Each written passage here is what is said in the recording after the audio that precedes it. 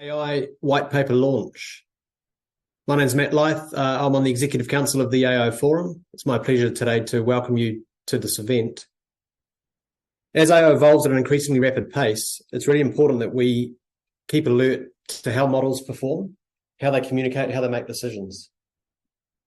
So earlier this year, the AI Forum commenced a program. A working group was formed to look into this problem and pull together some guidance and information about this topic, about how it's been adopted in New Zealand, and you're ready to provide some sort of guidance and understanding and definitions around some of the terms in this field.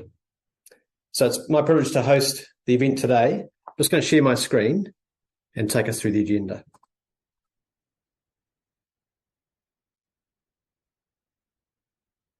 Okay.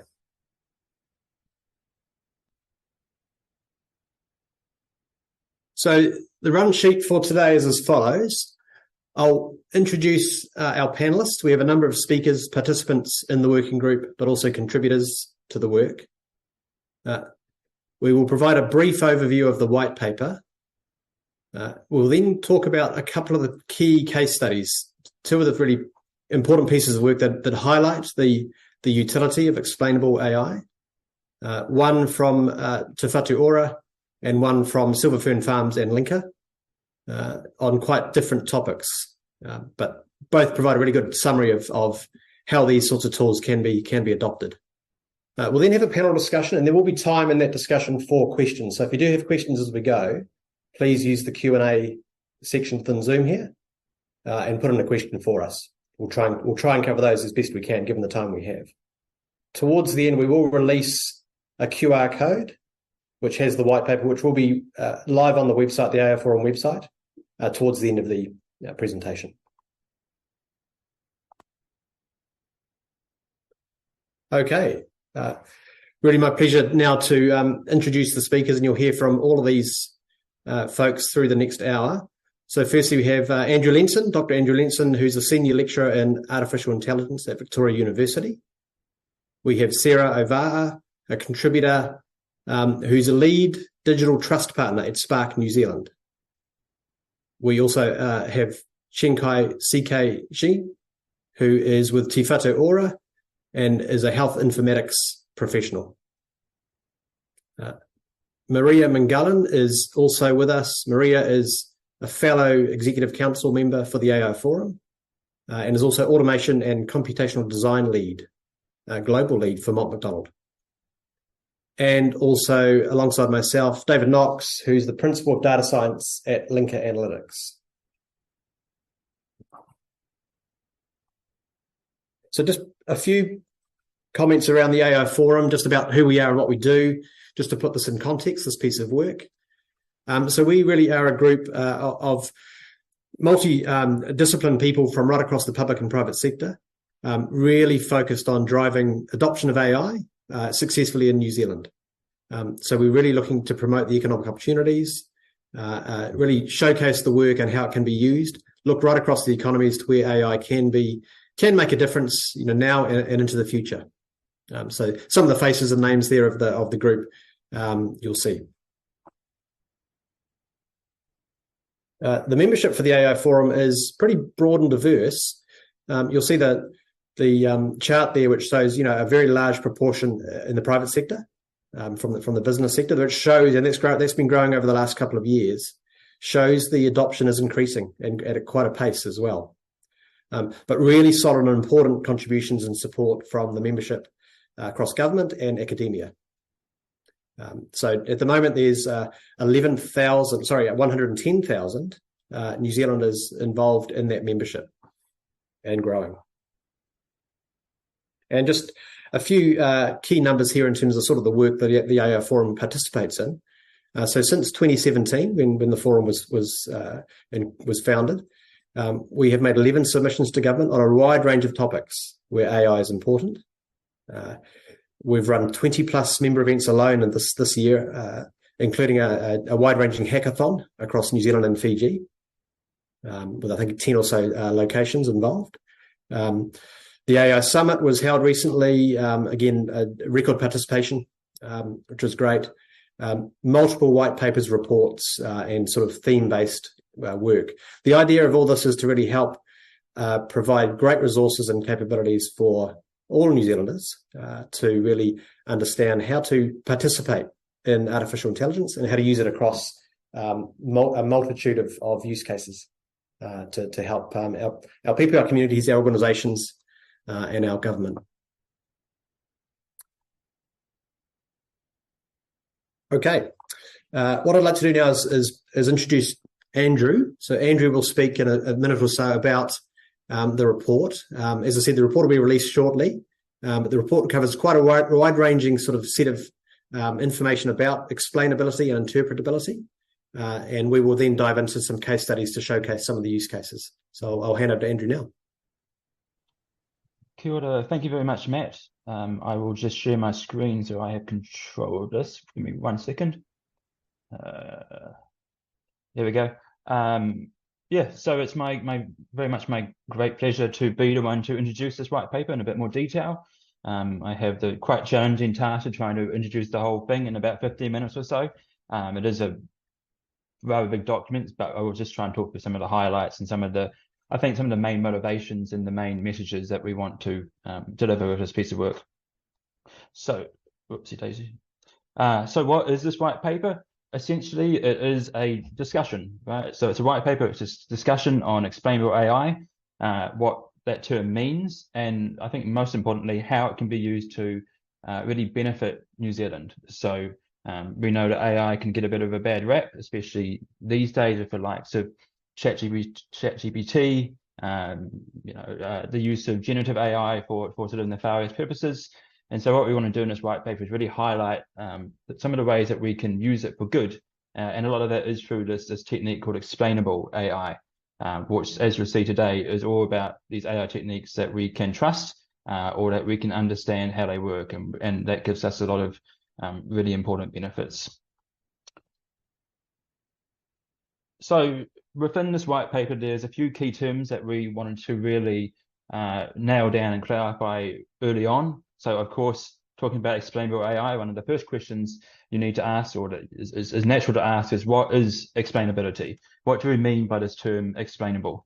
And it is a contextual term. So some people will try and pin these definitions down very, very precisely. But what we really found in our sort of survey and our discussion was explainability, it depends very much on what your aim is. So when you think about an explainable AI technique, you first need to ask yourself, who are you trying to explain these decisions to? So if I give you an AI model and I tell you it's explainable, if you're an AI practitioner, you may have a very different expectation than if you're, for example, an ecologist or if you're an end user. And so one of our key messages is that if you're going to try and deliver these explainable systems, you need to be very upfront and have those discussions around what you're trying to explain and to who. And a related but quite distinct definition is interpretability.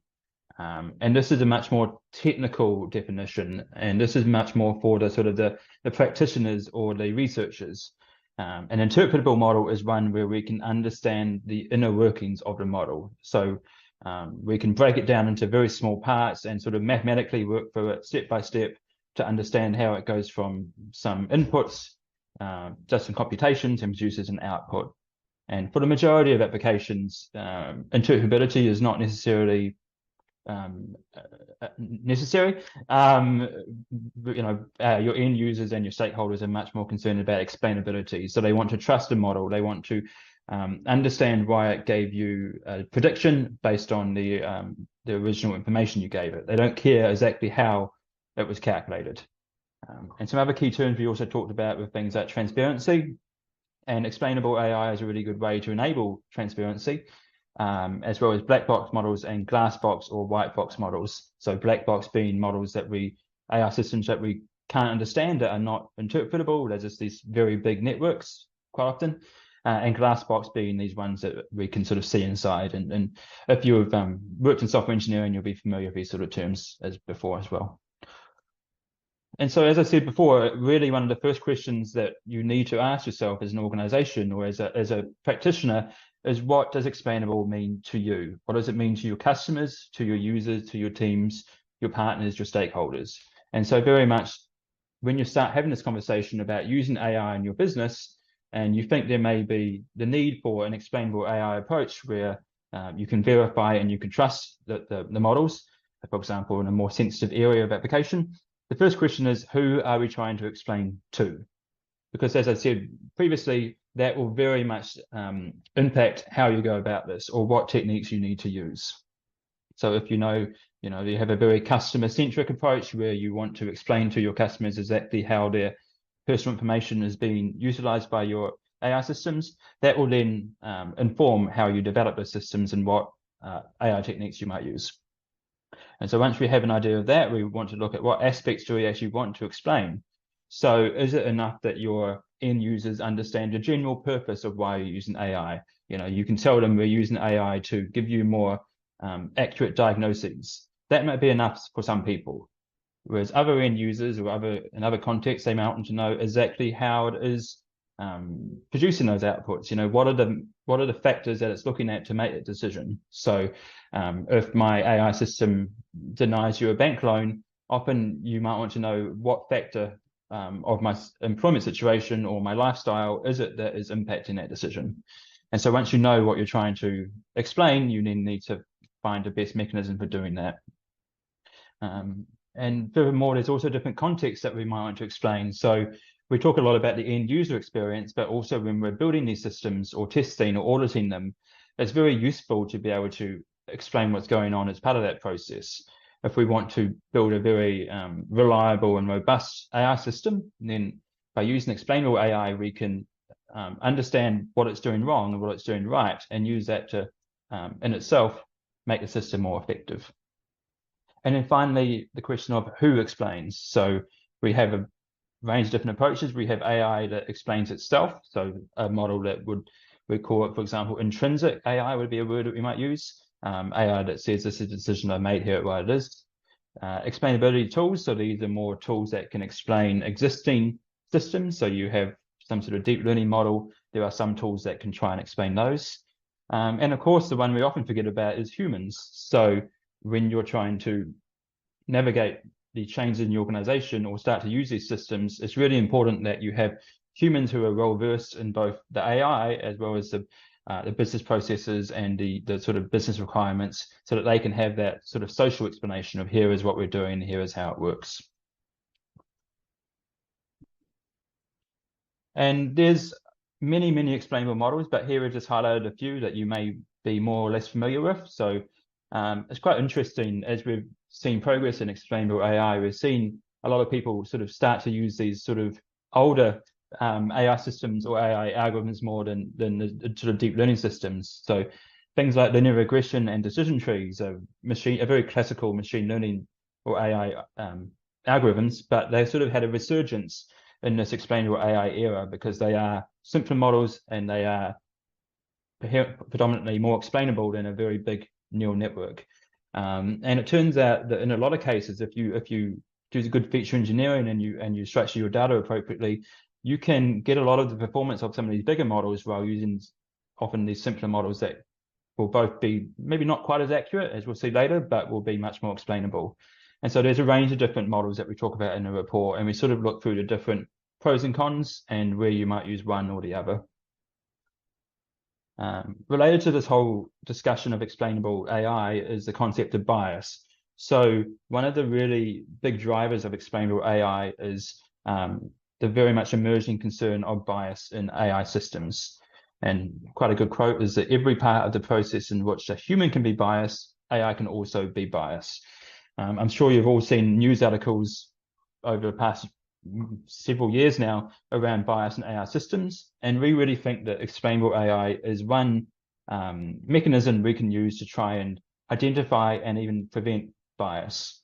So we have a number of different biases in the report we talked through, from human biases. So any data set that you use to train an AI system will probably have bias in it because this data set's been created by a human. And so we have to be quite aware that we can perpetuate these existing biases, as well as new biases that emerge from the machine learning process. So things like data bias, or even automation bias, which is that as humans, we tend to trust AI systems in a lot of cases just because we think they are very smart, right? We trust our car's GPS to send us the correct route to our destination because it's a computer and it gives a very direct answer. And so there's a tendency for humans to trust these systems.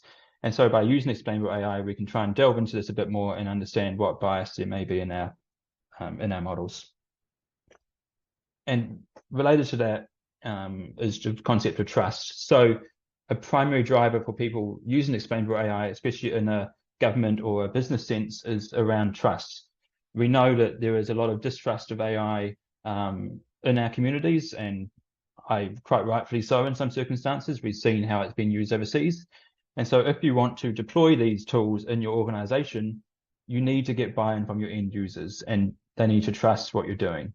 And we actually have some quite good legislation in New Zealand that could be a little bit better, but it's a good start. So the New Zealand Privacy Act has quite clear guidelines around what you need to do when you're using data.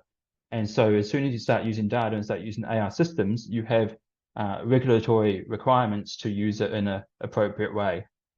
And that will then inform your processes and ultimately will gain your users' trust if you can show them that you're using their data respectfully and as you've promised you we will. And so transparency is a big part of that too.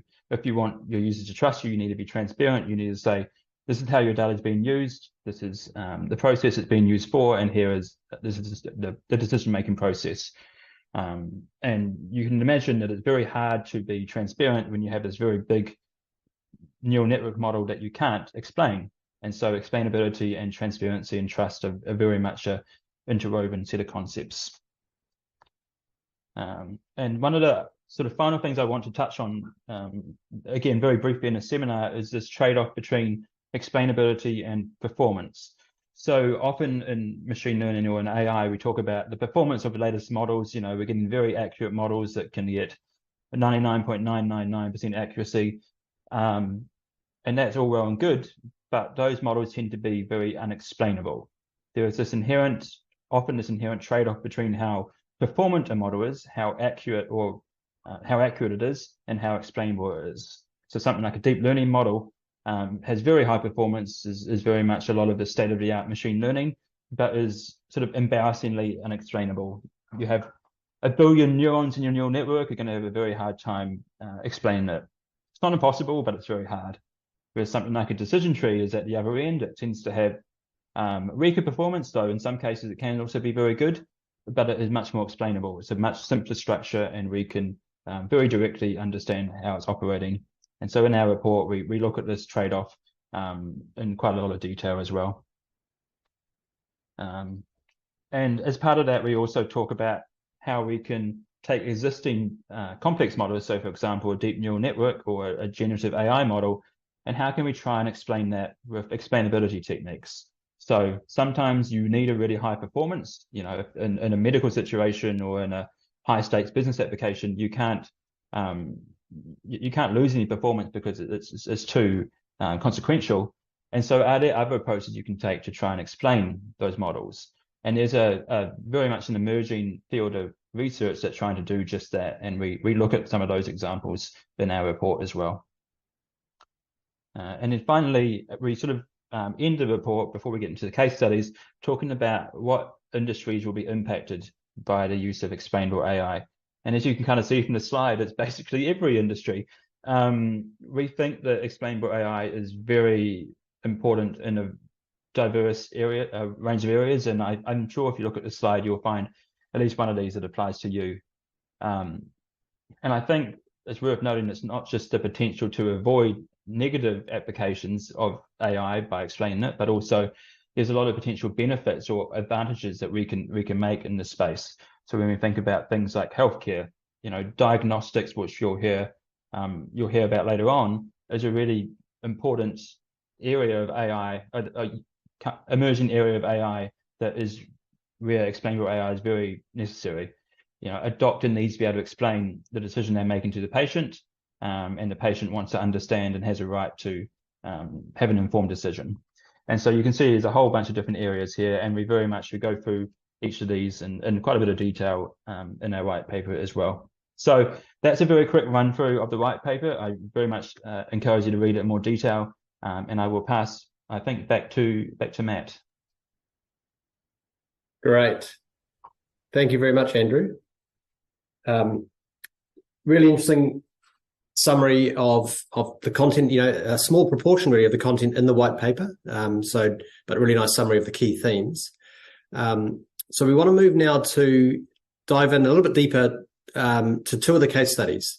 So Andrew touched on there some of the industry application areas, and we reference about 10 to 12 sort of industries and a number of use cases that can be impacted.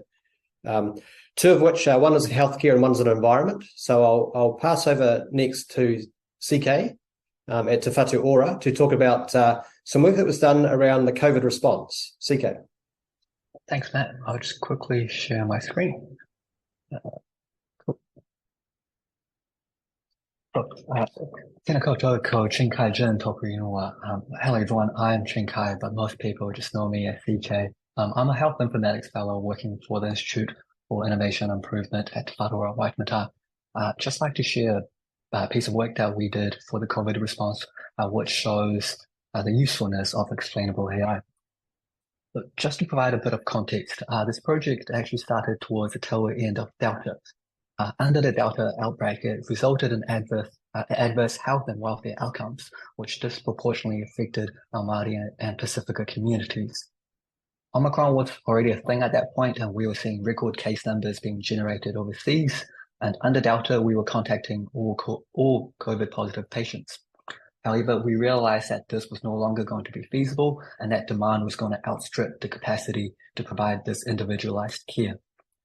In addition, our existing tools at the time did not adequately identify people who were at higher risk of poor outcomes.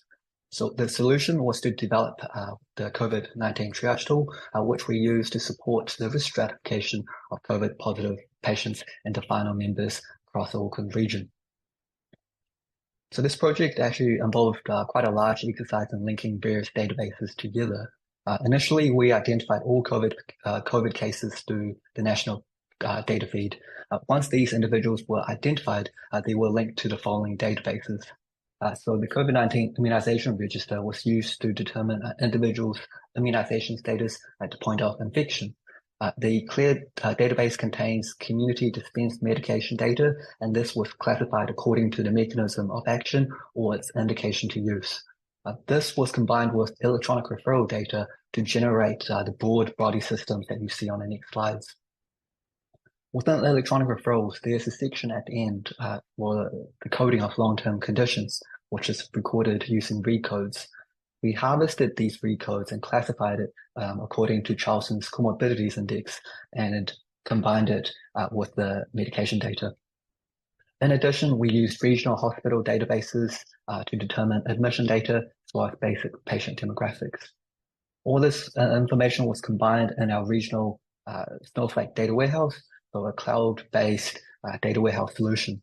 The COVID triage score was calculated within Snowflake, and the information was displayed to our end users using a customized dashboard through ClickSense. We also provided this information to PHOs using a HealthSafe, but essentially this was just giant Excels.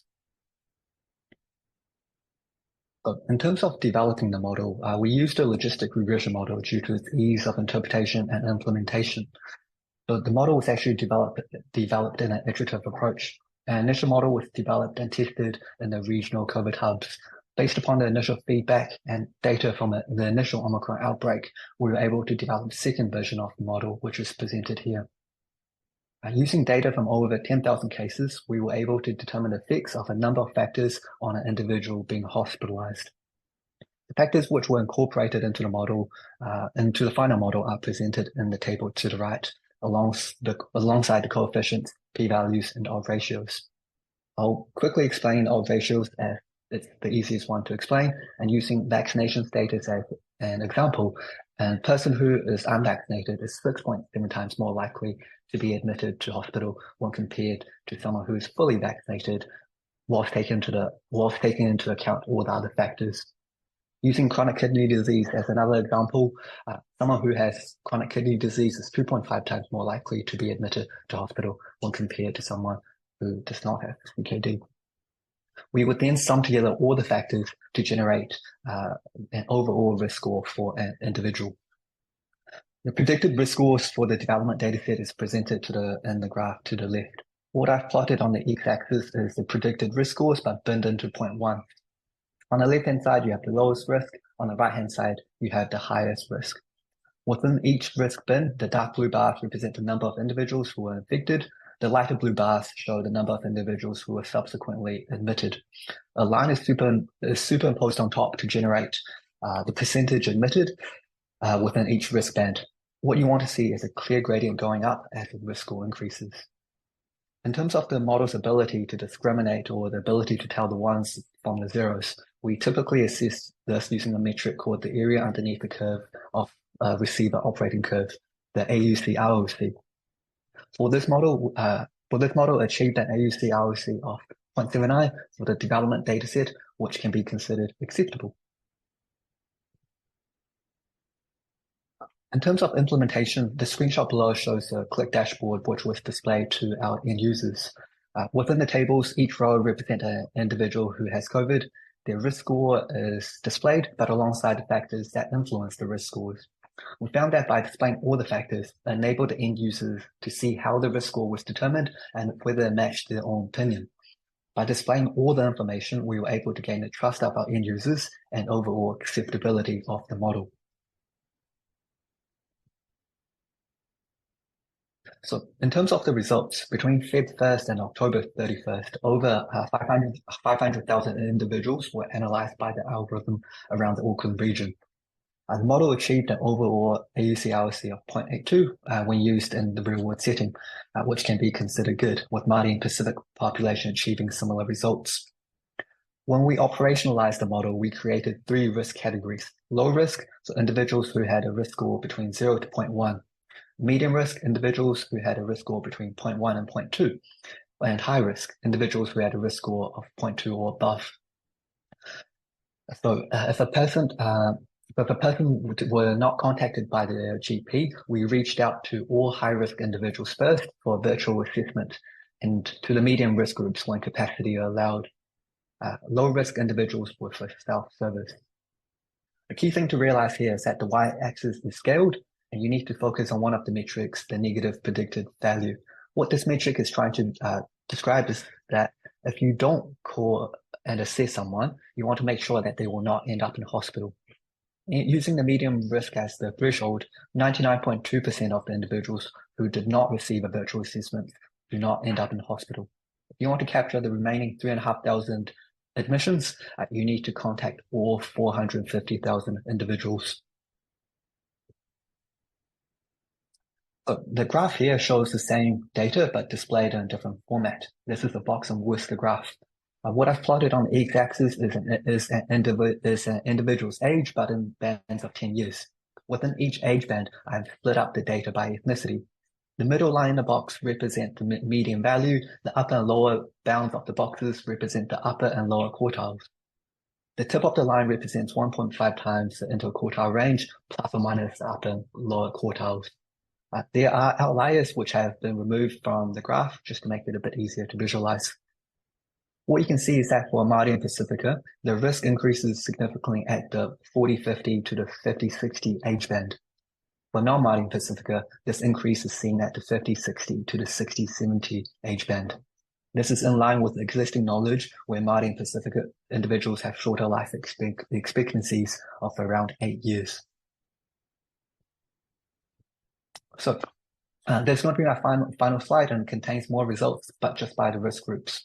The graph on the left, it shows the mean length of stay for each risk group, as well as the percentage of patients who get discharged within 24 hours.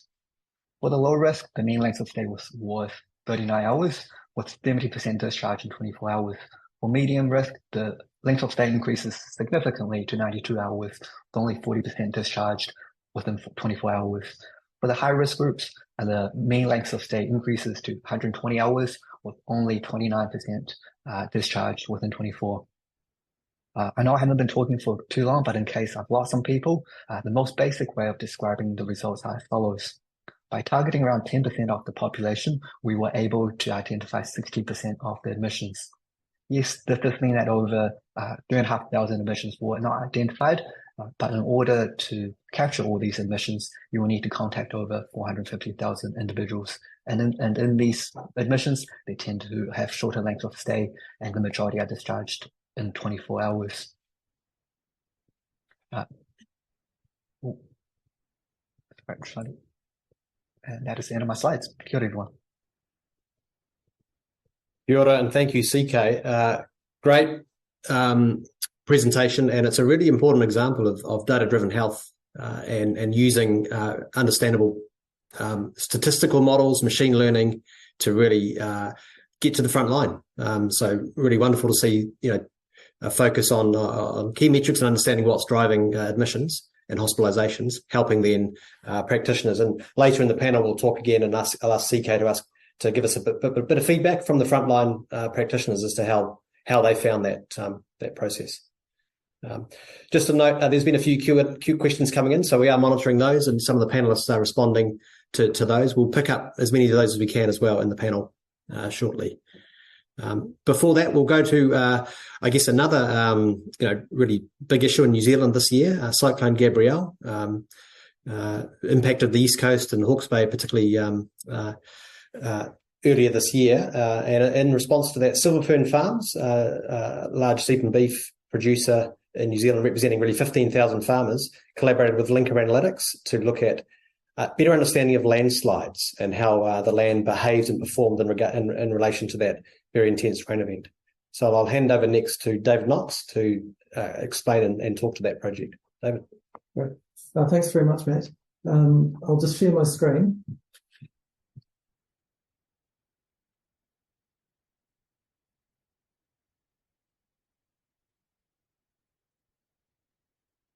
Just waiting for it to come up.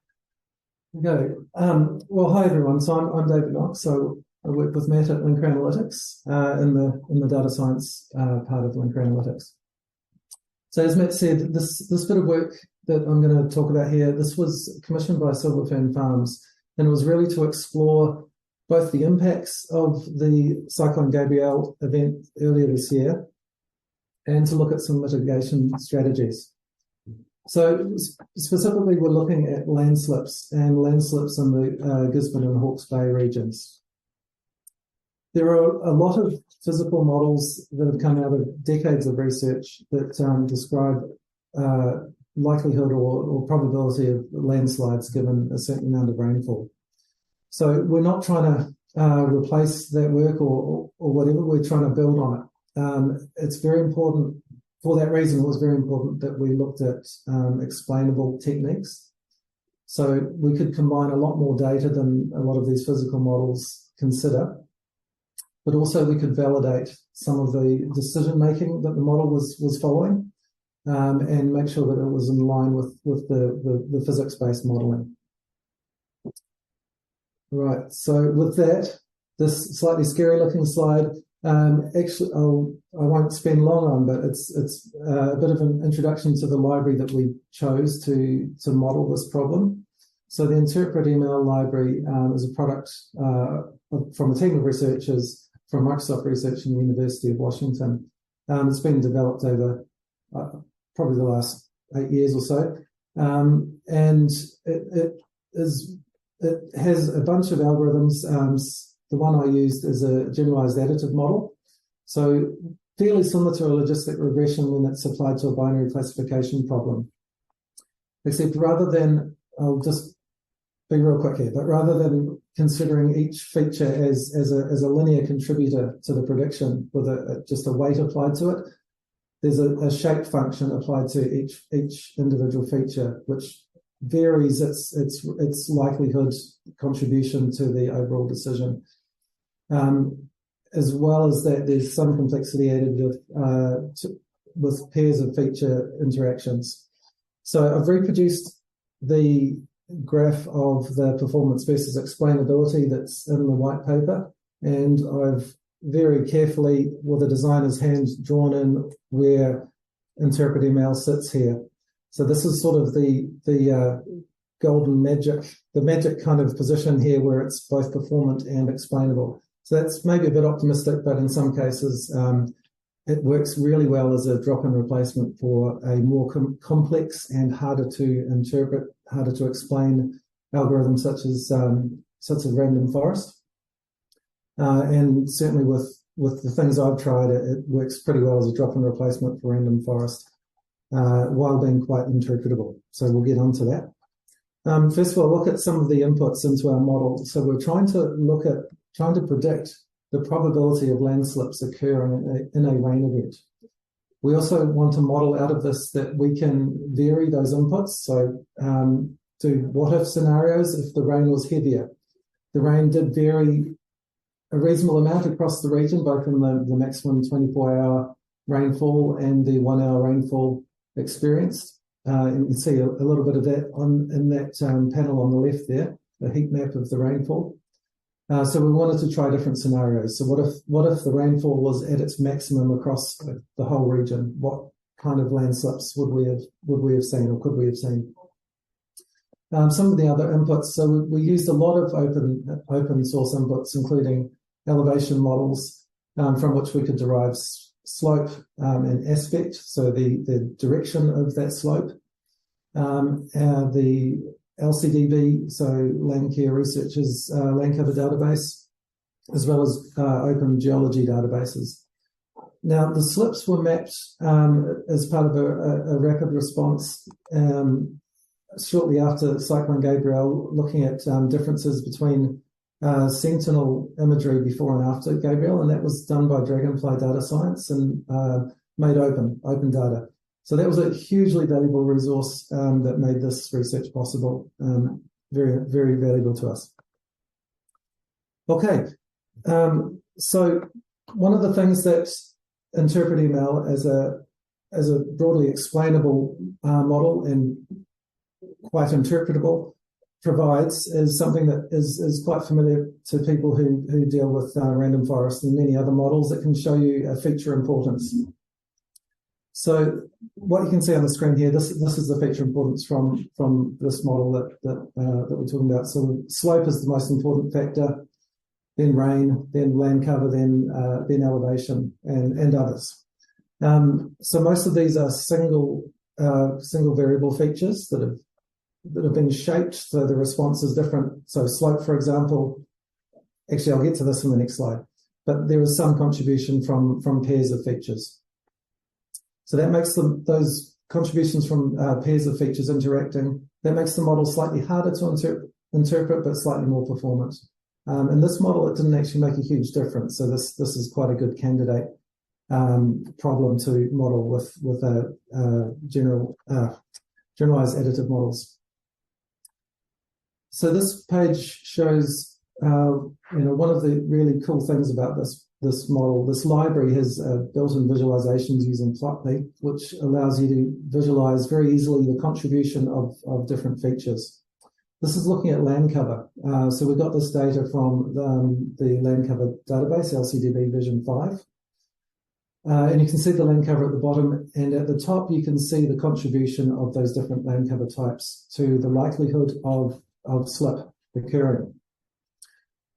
To understand this, to explain this, a positive number is a greater likelihood of a slip occurring. A negative number is protective in this case. So you can see that high-producing exotic grassland, pasture in other words, means it's more likely to slip. Whereas indigenous forest, exotic forest, manuka, kanuka, broadleaf indigenous hardwoods have a protective effect. So, and this is great. So this matches our intuitive understanding of the problem, and it also matches prior research and physical models. So it makes sense, dense, mature vegetation is protective. Grass is more likely to slip. And actually, one thing slightly interesting here on the far right of this figure, you can see where the land cover database has identified the land cover as being landslide. So it's from some previous slip. It's far more likely to have a landslide, which makes sense. Slip, I guess. Okay, so this next slide, this figure here, this is the likelihood contribution of the slope input. And what's lovely here is you can see quite a clear relationship and quite an intuitively obvious, I guess, relationship that the steeper the slope, the more likely there is to be a landslide. So this is quite lovely. The physical model research shows an almost linear relationship between slopes of 5 degrees up to about 20 degrees, and this model and this data is quite supportive of that. So that's quite a nice relation to see. This figure here, this shows the aspect. So that's the orientation of the slope. Now, that's degrees at the top there. So 0 is north, 90 degrees is east. And we can see that an orientation of the slope to the northeast is far more likely to see a landslide there. So that's really interesting. And so that leads to a whole lot of speculation and analysis as to why that might be the case. Others have observed a similar thing, similar response. And in this case, we think it's just the weather was pretty much heading from that direction. So what I've shown you on those previous slides were examples of global explainability. And really it's interpretable. So that gives us a way to recreate decisions made by the model. If we know a particular slope for a particular point in the ground, a particular land cover, a particular geology, all the other things that are in the model, we can interrogate the global explanation of what the likelihood contribution of those values are. And by hand almost, or in a spreadsheet, we can reproduce the prediction of the model at that point. So that's a very interpretable model. On this page, we've got an example of a local explanation. So this is looking at one particular pixel in this case. So this is one point on the ground where we've got a slope, we've got an amount of rain, we've got the geology, and all those other things. And we can see the contribution of all the values at that point on the ground to the probability of a slip at that point on the ground. And anyway, so the end result of that is we could map the probability of landslip over the whole region. We could compare those probabilities to what actually happened. And on a holdout set, we've got a area under the curve receiver operating characteristic of about 0.92, which I'm pretty happy with. And we can compare that to simpler models that just consider slope. We can also vary the rainfall in our input to simulate what would happen in different scenarios. And crucially for silverfern farms, we can play with mitigation strategies such as what would happen on this particular block of land if it was planted in exotic forestry or indigenous broadleaf hardwoods instead of pasture. And look at those mitigation strategies and protecting the land for future events. Thank you. Thank you, David. Great to see the discussion of local versus global explanations and really looking in some detail there at specific nuances around slope and land and aspect and other sort of forcings that perhaps well known, but at scale can be replicated, emulated, and then that can be reused to help folks, for example, in planting or terracing or other modification work, riparian work and so forth that is required to mitigate. So that brings us to, and thanks CK and David for those talks. Those talks that work is highlighted in some detail in the white paper, and you'll see the link to that very soon. I'll now ask all of the panelists to join me in a panel discussion, and we'll try and take some of these questions. I do have 2 or 3 myself, which I want to sort of start with. So, of course, we have David here, CK and Andrew, and welcome to Sarah and Maria as well.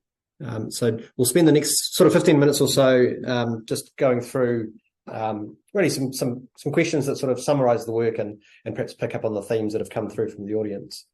I'm going to come to you first, Andrew. Question for you is, how does explainable AI differ from your deep learning and your I'll call it other AI model choices, and what are the drawbacks? What are the potential drawbacks? Mm-hmm. Yeah, so I think the best way to frame that is that, to me, explainable AI is really a subset of AI in general.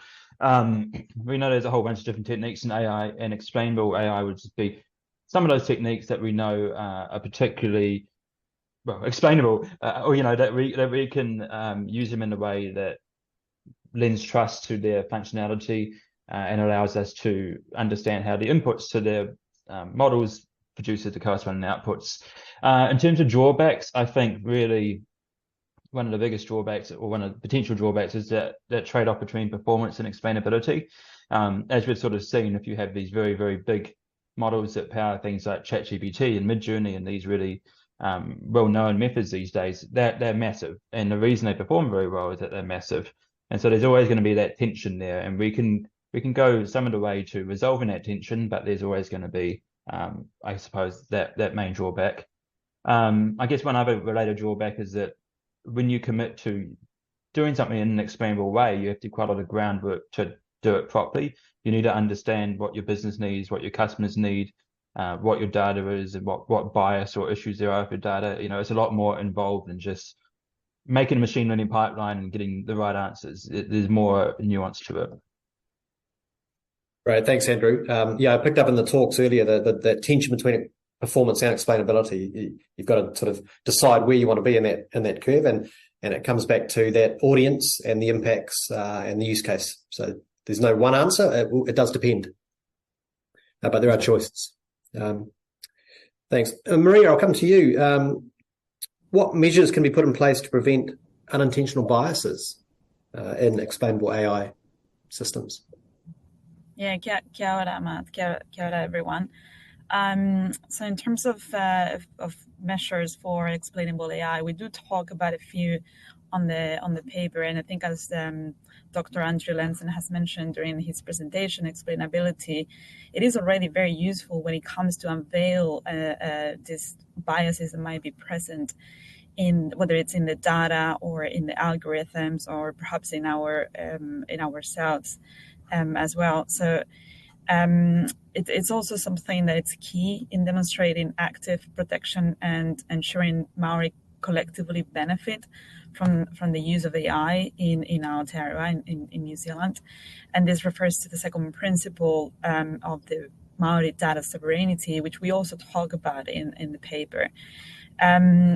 I guess without going into a lot of detail, I just mentioned a couple of the measures that we do discuss in detail in the paper. One which is ensuring data quality by using a good set of representative, diverse data, where it's really important to trace the origin and the history of the data to try to avoid biases. We also talk about the need to evaluate the AI model's performance and its behavior, using various metrics and methods. And we also do talk about involving human experts, ultimately, and stakeholders in the process, not only of deploying the AI model, but way early on, and really from the very start of the development of the AI model, to ensure that that is actually being developed to meet ultimately the objectives and the values and the outcomes of the key stakeholders, and not forgetting, obviously, not just focusing on the end customer, but also the sources of the data and everyone who's going to be affected by ultimately the decisions that the AI model is going to propose to the human customer. Yeah. Great, thank you, Maria. Yes, it is a complicated picture, but I guess with explainability, there's more chance in a way of working on bias and working bias out of models in an intentional way, which is great. Thank you. Sarah, I'll bring you in next as well. Actually, two questions. First one, do you see any sort of potential ethical concerns in this type of approach being used? And perhaps you could pick up, there's a question just coming through the channel around New Zealand's Privacy Act, and anything you're seeing in the future that might be changing there around disclosure on AI-led systems.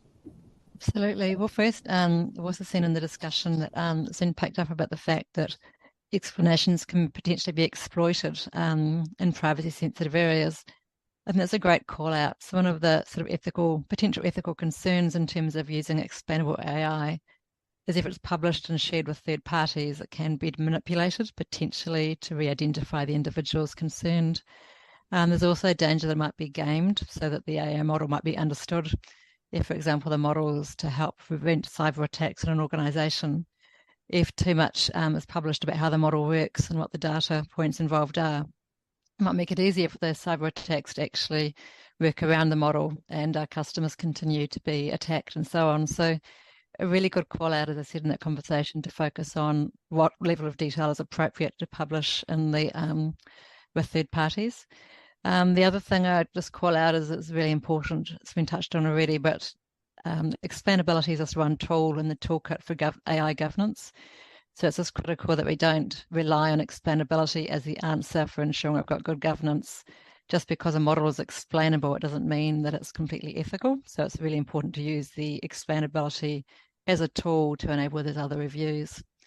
And then just briefly, in terms of the Privacy Act, I'm not aware of any forthcoming Privacy Act changes, but we are seeing globally a shift in Europe and the States, quite rapid shifts towards general agreements and the need for regulation. Seems to be quite universal acceptance there. And I think Madeline may have popped the link into the chat, but the Office of the Privacy Commissioner are regularly releasing guidance, and there's new guidance as of September with the links in the chat in terms of how the Privacy Commissioner's Office interprets the principles as they apply to AI. So keep on watching their site. It's really helpful for that content. Excellent. Thanks, Sarah. And Madeline, thanks for those links too. It's really good to have that sort of current information, that's changing all the time. CK, you may notice in the chat, there's a question around, I guess, frontline use and sort of experience.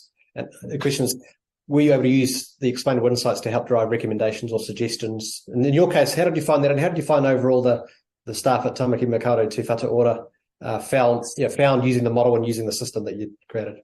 Yeah, so in terms of actually making the model itself, it was actually a combined effort between the I3 department and I guess the COVID hubs. We worked quite closely in terms of testing the model and further refining it. The first version went in a bit before the Omicron surge, and that testing phase was quite important. We were able to monitor, or the clinicians within the hubs were able to monitor the model quite closely and gave some quite constructive feedback around what was working well and what wasn't. But by the time the Omicron surge did come, most of the kinks were ironed out, and that they actually could trust that the model would work. In terms of that clinical care, we were able to actually display a lot of information for an individual. So not only about the comorbidities, the medications that they took, but also whether they were eligible for antivirals, and if they took medications which were contraindicated for the antivirals. There was some, like one of the antivirals is a pretty dirty drug. There's a bunch of medication that you can't take with it. So if that process was not, I guess, automated, it would have involved quite a large process of just manually sifting through patients' notes. So I think that to them, they found that it saved them a lot of time just having all that information right in front of them. And it was also in quite a relatively quick as well. So we were calculating this risk score on the hour during the peak of COVID. And then so that means that from a test being lodged as positive to the end user seeing it, it's only around 2 to 3 hours. So that short time frame was also quite important for the hubs. So I guess in essence, it was a combination of providing good quality data, the use of AI to synthesize this information, and providing it in a timely manner to the end users. Great, thanks, CK. Trusted and time critical. It's a tall order. It's a big ask. So well done to you and the team for executing there. David, I'll come to you. You talked a bit about local and global interpretations, explanations. How does Explainable AI handle feedback and corrections to improve its performance? Well, so I suppose there's nothing special about Explainable AI as a field in terms of fine-tuning and model drift and so on, as a field. However, what you get with Explainable AI is a lot more a better sense of why a model might be going wrong, or model drift. So a common case with a model in production that's doing something day in, day out. The distribution of the input data changes for whatever reason over time, and the model accuracy drops over time. So trying to understand why that is, Explainable just gives you a few more tools, and it's more information for the data scientist to review and to see why this particular case has come up with the wrong prediction that doesn't meet reality. So more rapid learning, more iterative testing and assessment. Yeah, so you can maybe target those failure cases a bit better, a bit more targeted. So it gives you that much more information. In terms of fine tuning, there's nothing about the field of explainable AI that makes it better for that than other types of AI, but that information that is available to everybody, to your customers, explaining why something's gone wrong, that's critical, but also to the data scientist who's looking to improve the model for the next round, the next version. Great. Thank you. We are coming up to time. So just a couple more, I think. Andrew, I'll bring you back in. There's a question in the channel here about time sensitivity of interpretability. Do you have a comment around time sensitivity and how that plays a role in explanations? Yeah, that's a really good point. I was just reading the question before. It's sort of talking about how in some cases a decision needs to be explained immediately. So you think quite high risk decisions perhaps, and some that are more of a long term. So you eventually need an explanation. So maybe for like an auditing purpose. I think that's a really good point. I mean, if you need a decision very rapidly, then that's going to have quite an impact on the type of models you're using, because you may need something, a simpler model that you can understand very quickly. Whereas if you have a greater period of time, and you can have your data scientists sit down and sort of do that analysis more post hoc, and then you can use maybe some of those more applied methods where you're doing things like looking at the networks, the patterns and the inputs and outputs that are different. You can use different approaches, I would say. But yeah, that whole idea of having to, I think it comes back to your business understanding, or understanding what you're trying to achieve with explainability, and then that informs how exactly you go about it and what approach you use. Great, thank you. Sarah, this is a tall order, but in 30 seconds or so, this is the key question on people's minds, I think. Which is best, a more interpretable but less accurate AI, or a less interpretable but more accurate AI? That is a tough one to close on. I think the both can be incredibly important, so it's context specific. There's no point having a really accurate AI model if nobody trusts it. But things you'd be thinking about is really trying to get that right balance between trust and accuracy, and thinking about, with the balance that you're planning, will that be enough to give your end users and other key stakeholders, including regulators, confidence in the model? So you really need to keep both in mind at all times and think about the context. Great. Yeah, agree. Context is really the key here. So thank you very much to the panel. Really appreciate some great comments and a good summary of the work in the white paper. You'll see on the screen shortly a link and a QR code to download. So it's on AI Forum, and there is a link there to the white paper, which is now live. So I'll let that show, and I'll draw this to a close. But once again, two sets of thank yous. Once to the working group. There's a broader working group of people who helped put this paper together. So it's a great piece of work. So my thanks to, and on behalf of the forum, to that group. And thanks again to the panelists, CK, Maria, Sarah, Andrew, and David, for joining us today. And thanks to NZ Tech for running this event. So we'll close there. Everyone have a great day, and